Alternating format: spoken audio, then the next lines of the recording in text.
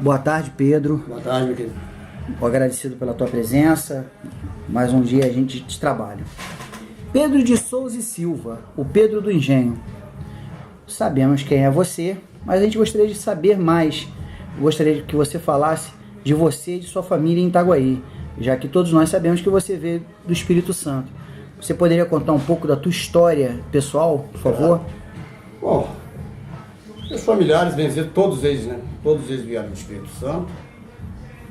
Na época que nós chegamos para Itaguaí, há 47 anos, 47, há mais de 52 anos atrás, ou mais que isso, 52 ou 55 anos atrás. Minha mãe passava por uma situação muito difícil na época, meu pai também marceneiro, trabalhava depois meu pai começou a trabalhar no patronato, né? Então nós passamos a morar na estrada de Piranema, num sítio Patronato, que eu acho que existe até hoje esse sítio, né? Se não me pode da memória, se não foi vendido, eu acho que o sítio Patronato ainda existe até hoje. Moramos um bom tempo ali no sítio Patronato. Ao sair do sítio Patronato, nós fomos morar na Vila Margarida, na época. Essa estrada principal, essa RJ, era estrada tudo de areia. Para quem não sabe, né? Era tudo areia. Era de ponta a ponta areia. E nós moramos um bom tempo ali na Vila Margarida.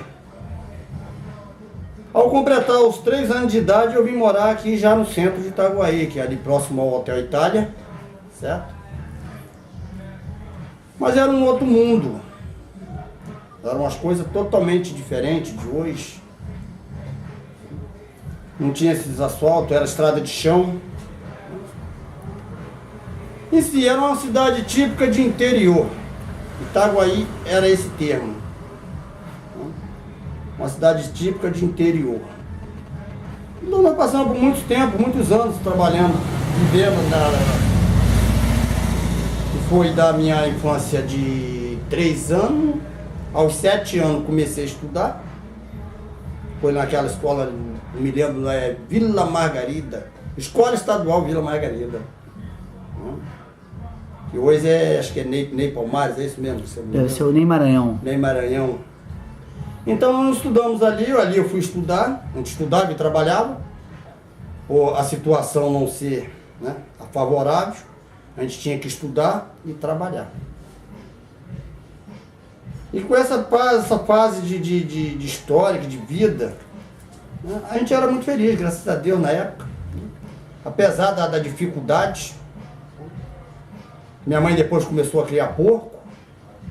O dia que matava porco era uma festa. Arroz e feijão nós só comíamos no final de semana. Na época tinha o supermercado Rio. O supermercado Rio vendia aqueles trabetes assim de sardinha salgada. Não sei para quem não conhece, né? Tinha uns trabetes assim de sardinha salgada.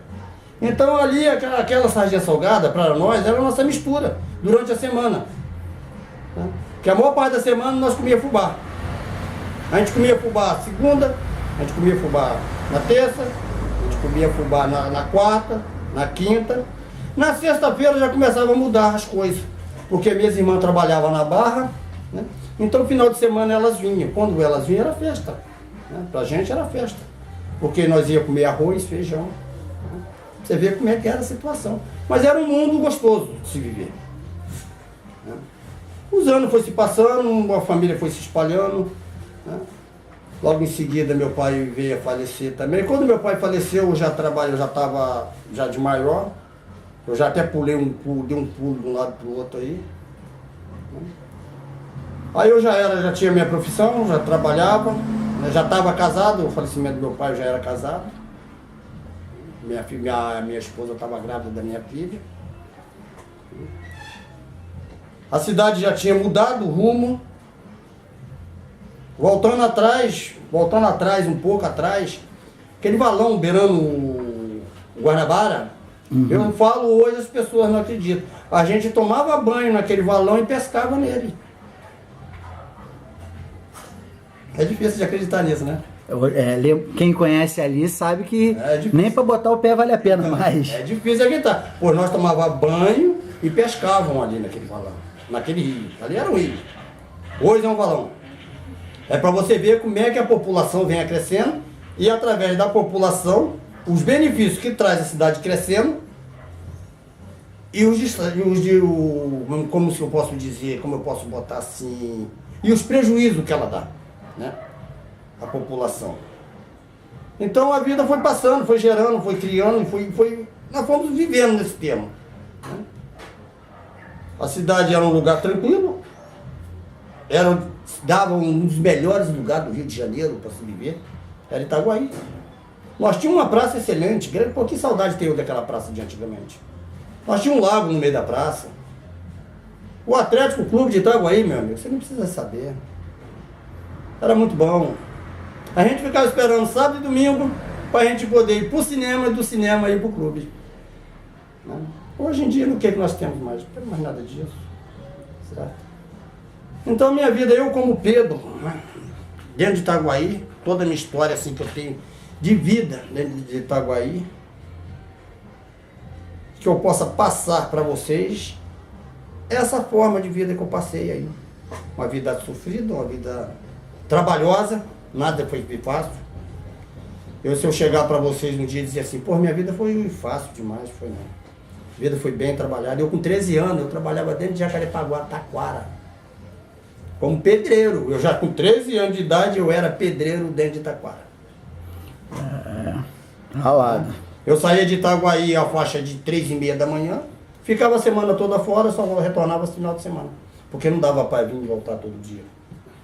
Então foi uma vida muito sofrida, né? Sofrida, mas em si feliz, certo? Esse é um pedaço da minha vida, né, que eu tenho para passar para vocês. Minha mãe dona de casa, meu pai marceneiro, né?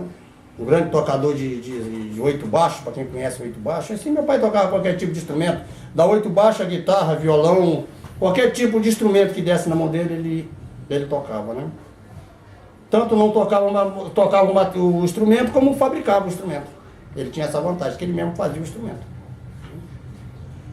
Ele trabalhou por muitos anos no patronato, até depois por conta de bebedeira, álcool.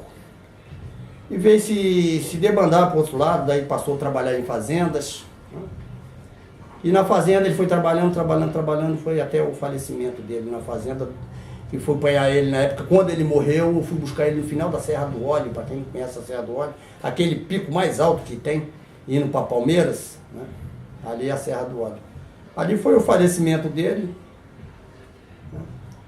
Aí depois disso foi a vida, a consequência da vida, né? Veio o decader da vida, fui correndo a vida vai passando, a gente vai ficando mais cascudo, a gente vai se amadurecendo. Logo depois também vinha perder minha mãe, né? Me casei umas 3 ou 4 vezes. Hoje, graças a Deus, eu não faço mais parte daquele mundo que eu vivia, né? Não bebo, não fumo, também não condeno quem bebe, também não condeno quem fuma, porque eu vivi lá. Então, desde o momento que eu posso falar para você, eu vivi lá, eu não posso condenar. Eu tenho que ajudar. Se eu não puder ajudar, para que eu vou falar de você? Então, eu acho que minha vida foi criada desse termo. Respeito o próximo, para poder ser respeitado. Certo? E sim, Júnior, toda a minha vida foi criada desse termo assim. Em cima de muita pressão, né? Em cima de muita pressão, porque a gente foi criado num regime ali muito... Hoje, se for criado o regime que a gente fomos criado hoje, tu é processado, né? Que hoje você tem que saber como lidar com a criança, né? Hoje você não pode lidar com a criança como lidava antigamente. Então, a educação em si, em termo, mudou também. A educação em tudo mudou também, né? Uhum. Mas a maior parte que eu tenho que passar para você mesmo é isso aí. Do jeito que minha vida começou, até no prezado momento que eu estou hoje. Bom, conhecemos um pouco agora sobre o Pedro. Qual é a sua profissão? Você já falou que trabalhou como pedreiro. E hoje, o seu trabalho, você trabalha, nós sabemos, nós já tivemos o exemplo de pessoas que não tinham experiência nenhuma, nem de vida, nem de trabalho, que foram eleitas e foi desastroso. foram desastrosos a nível... Foi ruim, não vamos ficar entrando em detalhe que não precisa. Mas você tem uma experiência, você tem uma profissão. Você poderia falar também isso para nós agora sobre a sua profissão, o trabalho que você exerce, o ofício que você exerce hoje? Com certeza. Não dizendo assim, eu como um pré-candidato a vereador, né? Eu não vou falar aqui para você como um pré-candidato, mas vou falar como um microempresário que eu sou hoje, certo? Apesar de muita luta, muito sacrifício, porque as coisas não andam fácil para ninguém, né? Eu consegui, através de muito sacrifício, montar uma pequena empresinha que eu tenho, né? Que não está fácil manter ela de porta aberta, porque a situação cada dia que passa está pior, né? Hoje eu tenho uma firmazinha de construção civil, né? Venho trabalhando, estou com um contrato assinado aí, um pequeno contrato assinado hoje. Não posso gerar muito emprego porque eu não tenho condições financeiras, né? Porque tudo que Itaguaí precisa hoje é os microempresários unidos, certo? Porque eu digo para você, Júnior, eu como microempresário, eu tento fazer as coisas que está dentro do meu alcance de fazer, né? Mas às vezes você quer fazer as coisas além e não consegue. Por tua situação financeira não dá para cobrir, correto? Eu tenho um pequeno contrato hoje, presto serviço particular, não só para as empresas, mas sim particular também, certo? Eu trabalho dentro desse ramo de construção civil minha vida toda. Então, através desse gerado, isso aí, eu comecei uma corrida através de buscar apoio, né? Para dentro de Itaguaí, chegar dentro de Itaguaí, falei, eu vou montar uma empresa e buscar apoio, né? Buscar que a prefeitura venha junto com nós, microempresários, buscar uma situação melhor para poder, não só para o microempresário, mas em si para a população de Itaguaí. Ok. Falando sobre isso, você está falando como microempresário e as dificuldades dos microempresários. Hoje você está como pré-candidato a vereador. Você sabe que primeiro vai ter que passar pela convenção em agosto, para saber se vai ser ou não candidato a vereador. Caso consiga a candidatura de vereador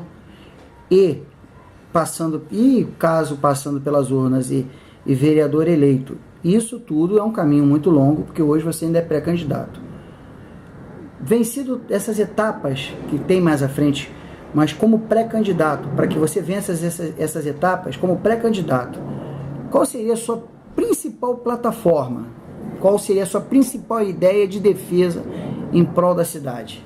Olha, Júnior, nós temos, se a gente for olhar em si, né, do que a gente pode fazer, do que a gente não pode fazer, porque você sabe que a gente como pré-candidato vereador, né, a gente não pode nem citar às vezes coisas que não vêm ao caso, e justamente como o cara já, vamos supor, eu já sou candidato a vereador, tu já é candidato a vereador, mas mesmo você como candidato, você é eleito vereador, você é limitado, né?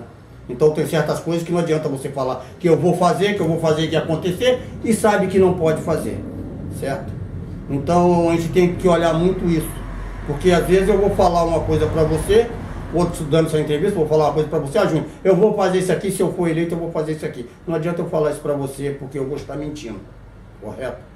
Mas eu tenho sim, eu tenho minha... né? Porque eu como microempresário, né, eu buscaria em si, para fazer uma base toda, se me desculpa falar, eu buscaria em si um torno, entendeu? Fazer uma plataforma em si. O microempresário, juntar os microempresários de Itaguaí, porque você sabe que uma andorinha sozinha não faz verão. Eu ia juntar os microempresários de Itaguaí, entendeu? Para a gente buscar junto, que sozinho não adianta, tem que ser junto, para a gente buscar junto o que? A prefeitura, certo? Para a prefeitura, a gente conseguir um decreto que a prefeitura venha apoiar os microempresários de Itaguaí, porque você tira por aí, vamos botar aí um contrato aí de 9 milhões, né? Estou dizendo por acaso, um contrato, a prefeitura está com serviço de 9 milhões ali para fazer, então tem vai contratar uma empresa de fora. Para que vai contratar uma empresa de fora? Se nós temos microempresários de Itaguaí capazes de fazer o serviço, certo? Esse é uma base que eu falo para você, porque o serviço ficando, os microempresários de Itaguaí, a prefeitura vai chamar os microempresários de Itaguaí e vai contratá-los para fazer o serviço. Então seria 9 milhões que não ia sair dentro de Itaguaí, correto? Esses 9 milhões seria aplicado em quê? Saúde, educação, saneamento, certo? Uma instituição que Itaguaí não tem, mas que possa ter e tem condições de ter uma instituição, tá? Um Imodiale. Itaguaí tem capacidade para isso. Então, para quê? Para quê que vai pegar o dinheiro de Itaguaí, contratar uma empresa de fora, sabendo que dentro de Itaguaí tem microempresário capaz de fazer o serviço, certo? Então, o que eu queria falar para você? Eu, como microempresário, né, e como pré-candidato à Câmara dos Vereadores em Itaguaí, a minha base sólida que eu queria disso aí era buscar esse apoio. Era de buscar esse apoio. Entendeu? Porque melhoraria em tudo dentro de Itaguaí. Melhoraria a arrecadação de imposto. E sim, tudo esses índices que eu botei para você, né, melhoraria em tudo. Itaguaí ia ser uma nova cidade. Se realmente conseguisse reunir os microempresários e a prefeitura de Itaguaí para trabalhar-se junto. Entendeu? Eu acho que o caminho é por aí. Eu acho que se for por aí, eu acho que a gente consegue mudar muita coisa dentro de Itaguaí. E para melhor. Com certeza para melhor. Gerando emprego aqui, gerando emprego na própria cidade, como você mesmo falou, os impostos ficam e o morador da cidade gasta na cidade. Gasta na cidade. E tem mais. Eu, como microempresário, eu vejo a quantidade de pessoas que vêm em mim pedir serviço. Não são poucos. Então, quer dizer, a população está carente disso. Não tem necessidade de um morador de Itaguaí sair para trabalhar lá embaixo no Rio. Não há necessidade disso. Um morador de Itaguaí levantar 3, 4 horas da manhã para ir prestar serviço no Rio. Nós temos o Porto, nós temos a CSN, nós temos a CSA e temos essa quantidade de microempresários em Itaguaí. Então eu acho que se reunir, eu vou ter menos pessoas para chegar em mim todo dia me pedindo emprego e eu sem poder fazer nada. Tá entendendo? Porque quando você pode fazer, você pode. Mas quando você não pode fazer, é a mesma coisa de você virar as costas para um ser humano que está sentado, deitado na beira da calçada. Tá entendendo? Eu acho que se o povo reunir, os microempresários se amontoar e a prefeitura dizer assim, eu vou botar a mão em cima, eu vou apoiar, eu acho que tudo muda de figura. Bom, hoje, feriado, né? Corpus Christi, 26 de maio de 2016. Você podia estar muito bem com a sua família. Estamos aqui fazendo a gravação dessa entrevista para botar no site o Guia da Costa Verde. Quero te agradecer por esse favor. E gostaria de abrir espaço. Você tem agora os últimos minutos aí para você deixar uma mensagem a todos aqueles que verem esse vídeo. A mensagem que eu tenho para dizer para a população é uma coisa muito simples. Entendeu? É fé. Eu acho que o ser humano nunca deve perder a tua fé. Então busca. Tem um propósito, bota um propósito na frente.